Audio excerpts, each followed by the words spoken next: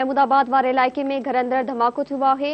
एक ॼणो फौत ऐं 3 ॼणा ज़ख़्मी थिया आहिनि। फौतनि जी सुञाणप फैज़ मोहम्मद तौर थी आहे। ज़ख़्मी में मुनवर इक़बाल, जुनैद, रज़ा ऐं मोहम्मद अवेस शामिल आहिनि। धमाके सबबि भरपासे वारे इमारतनि जा शीशा टुटी पिया आहिनि। मड़ ऐं ज़ख़्मियुनि खे जिना अस्पताल मुंतक़िल कयो पियो। शुरूआती जांच मूजिबि धमाको गैस भरिजण सबबि थियो आहे। वधीक जांच कई पई वञे। ख़बर अवां सां शेयर कयूं पिया। कराची मां महमूदाबाद वारे इलाइक़े में घर अंदर धमाको थियो आहे। ख़बर अवां सां शेयर कयूं पिया। कराची मां महमूदाबाद वारे इलाइक़े में घर अंदर धमाको थियो आहे। फौती जी सुञाणप फैज़ मोहम्मद तौर थी आहे। ज़ख़्मी में मुनवर इक़बाल, जुनैद, रज़ा ऐं मोहम्मद अवेस शामिल आहिनि। अवां खे आगाह कयूं पिया। धमाके सबबि भरपासियुनि वारनि इमारतनि जा शीशा टुटी पिया आहिनि। मड़ ऐं ज़ख़्मियुनि खे जिना अस्पताल मुंतक़िल कयो वियो।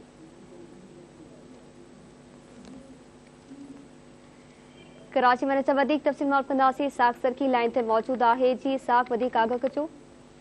बिल्कुल ॾिसो हे महमूदाबाद थाणे जी हद आहे जिते जेको आहे हिकिड़े घर जे अंदरि सिलेंडर जो धमाको थियो आहे। उन धमाके सबबि जेको आहे हिकिड़ो ॼणो थॾे ते जेको फौत थी वियो आहे। ॿ ॼणा जेके आहिनि उहे ज़ख़्मी थी पिया आहिनि जिन्हनि खे अस्पताल मुंतक़िल कयो वियो आहे। ऐं वाक़े वारे हंधि पुलिस पहुती आहे। उन इहा तस्दीक कई आहे त जेको धमाको आहे सिलेंडर जे करे थियो आहे, जंहिंजे अंदरि गैस तमामु घणो मौजूदु हुयो ऐं उहो गैस लीकेज जे करे ज़ोरदार धमाको थियो आहे। ऐं धमाके सबबि जेके परे परे ताईं जेके बिल्डिंगनि जा शीशा हुया उहे टुटी पिया आहिनि। ऐं जेको आहे ॿुधाए पियो त पुलिस पारां वाक़े जी जेकी वधीक जांच आहे उहा शुरू कई वई आहे। जेके ज़ख़्मी आहिनि उन्हनि खे बि अस्पताल मुंतक़िल कयो वियो आहे। जेको आहे चीपाल एम्बुलेंस ज़रिए ऐं जेको फौती माण्हू आहे उनखे बि जेको आहे अस्पताल मुंतक़िल कयो वियो आहे। पुलिस जो चवणु आहे त वाक़े वारे हंधि ते पहुची वधीक जांच शुरू कई वई आहे। ऐं पुलिस जो चवणु आहे त जेकी बिल्डिंग आहे जंहिंजे अंदरि इहो ज़ोरदार धमाको थियो आहे उनजे जेको आहे वेझे अचण जी कंहिंखे बि इजाज़त न पई ॾिनी वञे।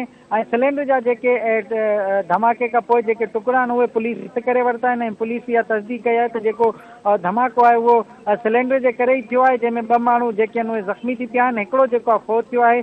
पुलिस पारां जेकी वधीक जांच आहे उहा शुरू कई वई आहे। ऐं पुलिस पारां इहा तस्दीक कई वई आहे त जेको धमाको आहे उहो सिलेंडर फाटण जे करे थियो आहे, जंहिं माण्हू ज़ख़्मी थिया आहिनि। ऐं हिकिड़ो जेको आहे थॾे ते ऐं जेको आहे ज़ख़्मी हुयो फौत थी वियो आहे। ऐं पुलिस पारां जेकी वधीक जांच आहे उहा शुरू कई वई आहे। जी ठीक है, मेहरबानी साग तफ़सील लाइ। नाज़रीन अवां खे कराची में आगाह कयूं पिया। शुरूआती जांच मूजिबि धमाको गैस भरिजण सबबि थियो आहे। वधीक जांच कई पई वञे। पुलिस जो चवणु आहे।